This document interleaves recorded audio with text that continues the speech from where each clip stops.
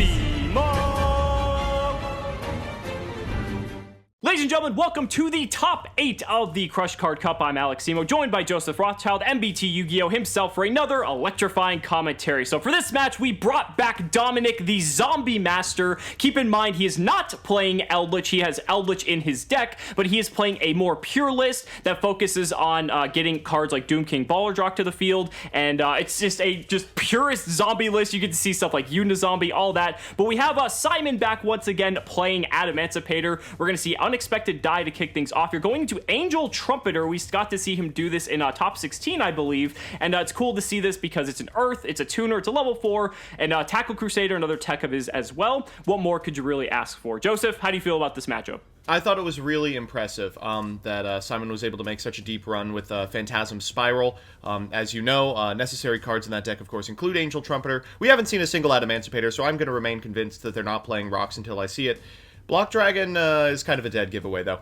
Yeah, I mean, it was good to see the Ash Blossom come down from Dominic here for the Crystal Needle Fiber, but then Foolish Burial on the Block Dragon was not the best. We're able to then get this Block Dragon to the field because we have enough materials to make it after pitching a second Tackle Crusader from the hand. Now we can link off Block Dragon as well as this Halley Fibrox for a Nightmare Cerberus that will trigger the Block Dragon, and we're basically off to the races. I'm very frustrated that this deck is playing Nightmare Cerberus not as a way to beat through opponents' boards, but as a way to get an extra Earth into the graveyard. And of course, since Nightmare Cerberus is a link to post-Eternity Code, you can use Link Cross to summon a couple of tokens afterwards. Now, the one thing about Adamancipator decks is that their Link Cross combos are a little different than others because they require zones. You see, we're not going to be able to summon like a Seeker here and activate its effect. We're first going to have to figure out something to do with those errant tokens.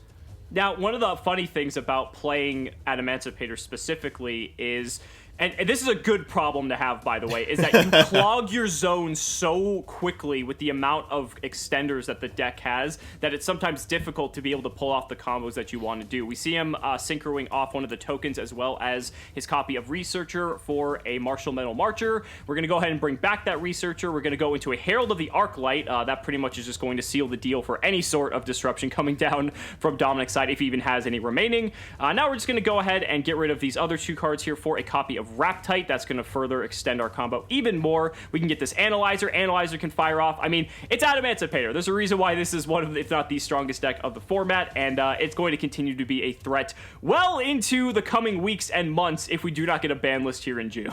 Certainly true. The power of the Adamancipator setups is very often determined by how early you find Koakai Myru Guardian, right? Like, you're not able to access monster effect negation until Appaloosa, or occasionally until Herald of the Arclight, and for that reason, you want to be able to find a Koakai Myru Guardian early, just as Simon has, in order to prevent your opponent from interacting with you at critical points in the early stages of the combo. This is a pretty good board, you know, and like most Adamancipator boards these days, it plays pretty well against Dark Ruler No More specifically. You get to lock your opponent under Abyss Dweller, and you're going to be able to fire off this Block Dragon on your opponent's turn as well. Yeah, there's no Appaloosa on this board, but, like, this board is still pretty good, right? Masquerena is going to be able to link off Block Dragon to go into a Unicorn to disrupt your opponent while giving you 3 searches. Abyss Dweller locks the graveyard out entirely, which, against zombies in particular, is pretty good, I hear. Not to mention there's already a floating Macrocosmos on the board in Herald of the Arclight, which also represents another negation. And then we also have this Raptite here in addition to that, which acts as a pseudo DD Crow, but also represents a threat on the following turn. I believe we don't have a wind, for what it's worth.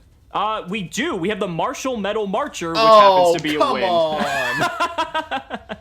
So Zombie World going to come down here. It looks like that's going to eat the negation for Herald of the Arclight. Zombie World, very interesting, funny enough, in this format. We're going to see Super Poly now come down here. Going to go and get rid of Link Cross and Masquerena, and he's going to get Earth Golem at Ignister for his Super Poly target. I love that this card's sole purpose in the game of Yu-Gi-Oh! Is just to be Super Poly'd. Yeah, so 2 things. Firstly, I love keeping the Masquerena up with no Appaloosa, because if your opponent's playing a back row heavy deck like, you know, Dom is, then you're able to not pivot into an Appaloosa, instead to pivot into something like a Nightmare Unicorn, as you mentioned. And secondly, wow, Earth Golem at Ignister, a card specifically in the extra deck for decks like Salamangrade, coming up big against a much more competent archetype.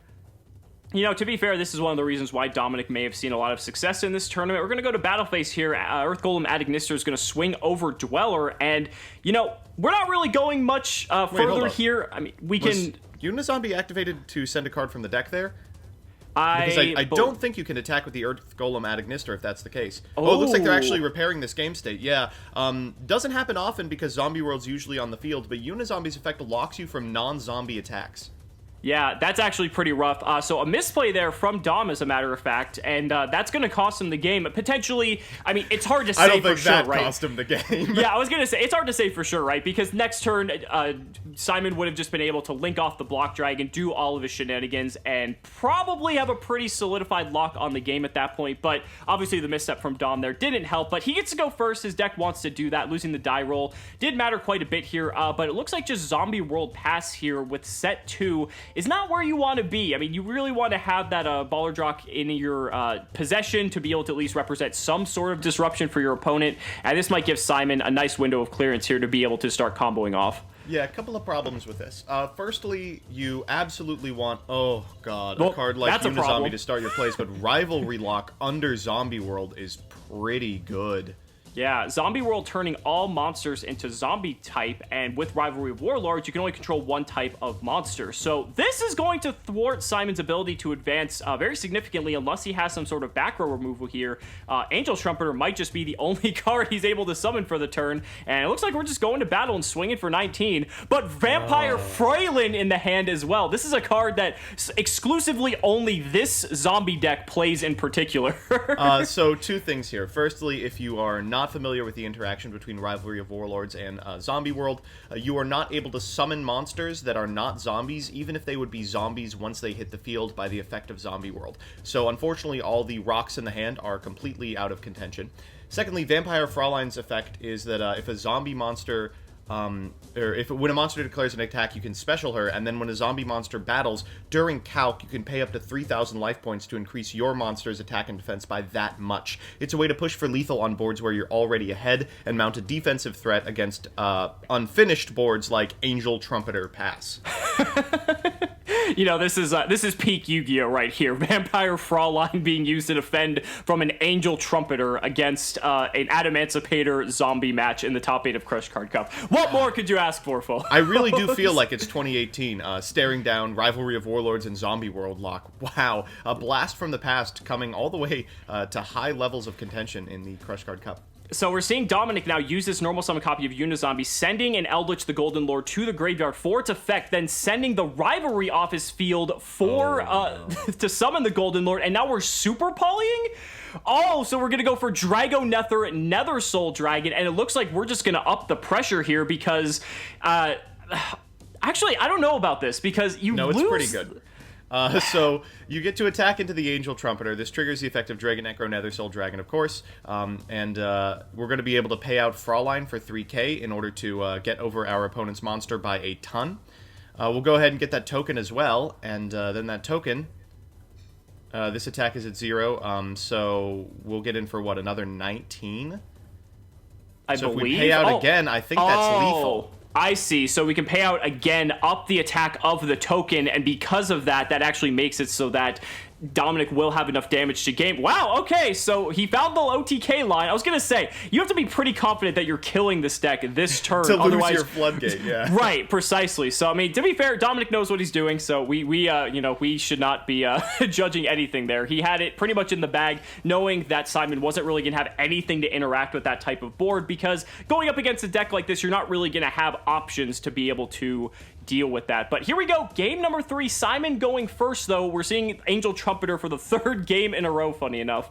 Wow, and unexpected die glued to his hand. Analyzer next, and I guess we'll fire that effect, finding a Guardian. The quality of a good Adamancipator player is determined by how early they find Guardian.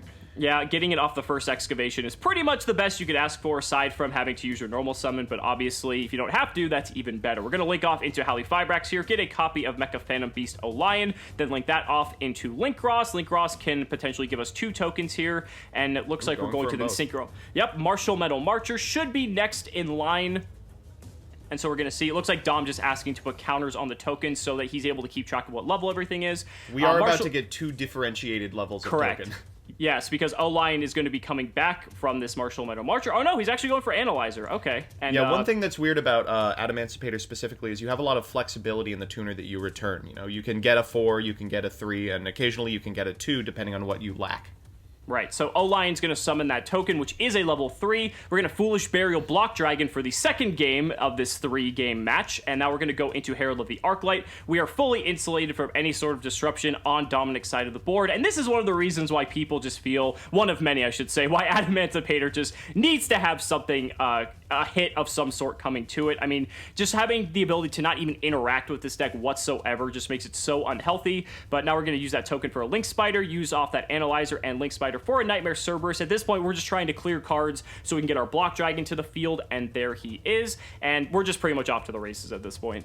Yeah, here comes the Appaloosa. I think we are pretty confident against the deck playing Unizombie that Monster Effect Negation is going to be relevant. This will trigger the block in Graveyard, cycling through a Nightmare Cerberus first for additional Earths in the grave to banish. Really, the only resource that this deck really has to worry about is zones on field and Earths in grave, and now that we've accomplished both of the outstanding issues, we are free to combo off as hard as possible. Tackle Crusader making another appearance in this top cut. Just an unbelievably weird card that is seeing play.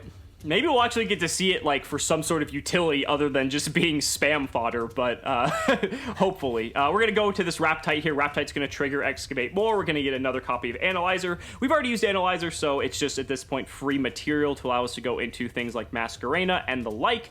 We can then, or actually, we can go into Abyss Dweller. That's perfectly fine as well. We can maybe bring back Block Dragon. We still have Seeker in the hand, too, so we can fire that off here. Is that going to be a Doki Doki summon? Looks like it. That's a little bit crusty. Obviously, you would prefer not to see a 2 here, and especially not a 2 that has an extension effect that isn't going to matter, but the star lines do line up for the Raptite, so we'll go ahead and make the Savage Dragon. The nail in the coffin here would potentially be the Doki Doki activation to go into a Union Carrier to put Buster Dragon Destruction Sword under that Savage Dragon, but I don't know how relevant that is against this deck specifically. At the very least, it shuts off something like a Super Polymerization. And this is basically the best board you can get if you are this deck. You have an Appaloosa for 3, you have a Borreload Savage Dragon with 2 negates, you have a Herald of the Arclight, which is a floating macro, and a negation, Dwellers locking your opponent down. Block Dragon's going to be linked off with Masquerena for a Unicorn, getting you 3 more searches. The only way this board could be any better is if we had a Union Carrier equip the Borreload Savage Dragon with the Dragon Buster Destruction Sword, but even against this deck, that may not even be necessary. Yeah, it's really just Super Poly Insurance, and I don't know how seriously you take that. You know, for the Super Poly to be particularly powerful, your opponent's going to have to resolve a Zombie World first, and there's no way in hell that's happening. Oh, is he okay, so Savage is going to negate Zombie World. I was about to say, there's no way, I agree with you, that you let Zombie World stick, unless Dom draws 3 Zombie Worlds and a Super Poly. That would do it. Seems unlikely. You can't even use Necro World Banshee in order to go into one. Ooh, and a Lightning Storm now. It feels like activating that previously would have been able to force out the Borreload Savage activation. You would have had a better shot at the Zombie World resolving, but this telegraphs that you've got monster effects you want to resolve. Yeah, so this is most likely going to eat the negation of Herald, and there it goes. Okay, so second Zombie World, Joseph. Whoa, it landed. Okay, so no other spell and trap negates on the field. We just have monster negates. Dweller's still active, though, so that's definitely going to put a damper on what Dominic is able to do here. What will he be able to do with this Zombie World? Can he potentially turn this around? He has the Super Poly! Okay, so... unreal start! Now, Mizuki doesn't really matter here because, I mean, Dweller's online, so that doesn't matter. We're going to get Nether Soul, so we're able to clear off some of the other threats, potentially. And our last card is a Necro World Banshee. This is effectively what tutors into Zombie World if, you know, Dweller weren't active. But now we're going to see Dominic potentially think of how he wants to advance here, but the board is almost clear at this point. This is crusty. You can out the board pretty easily. You know, you can use Dragon Necro Nether Soul in order to clear the outstanding threats on field, and you can run the Necro World Banshee into the Abyss Dweller, but the Adamancipator player is going to be able to activate the Block Dragon effect on their next turn, and you're going to have to contend with that no matter what you do, which is going to be extremely difficult. And I think that's, again, what is just one of the most difficult things to deal with. You can clear this board, and, oh! Are we using the effect of Tackle Crusader under the Abyss Dweller? Do we finally get to see it? Because it's just, if this card is sent to the graveyard, it doesn't care if it's Adamancipator's material, so we're able to target a face-up monster we control and change that target to face-down defense position. So I believe he went after the, token? The Drago Necro Nether. Drago Nether, excuse me. Yeah, I was about to say for a second that didn't really make any sense, but now that he's going to go after the Drago Nether, that makes more sense. We're going to link off the token and the Necroward Banshee in main phase 2, though, for Vampire Sucker. This is crusty. I mean, you can use Sucker to summon a card from your opponent's graveyard. You're going to give them back the Abyss Dweller with no material. That allows you to draw a card, but it's got to be something crazy. We don't have access to Baylor Drock. That would really turn this game on its head. What? Okay, Dark Ruler. Dark Ruler is a great way to get the tokens off of the Borreload, but the Borreload still has a huge body. Right, exactly. It's still going to be just a very big threat to deal with. Block Dragon can trigger this turn. I mean, granted, Zombie World is kind of muddying things up a little bit. I wouldn't say it's, like, detrimental at this point. I feel like Simon is feeling pretty good in this case. Yeah, we're having a quick discussion about if you're allowed to special summon this copy of Researcher, and you aren't if you have no rocks on your side of the field. Right. So it's a weird scenario to be in. Your generic link material is the Cerberus and the Masquerena. So both of those have already been expended. You still have the Union Carrier that you could potentially go into with, like, the Abyss Dweller and the Block Dragon. It's hard. And so Zombie World actually preventing Simon from advancing as he would like. Here comes Union Carrier, as you aforementioned, and that makes sense here.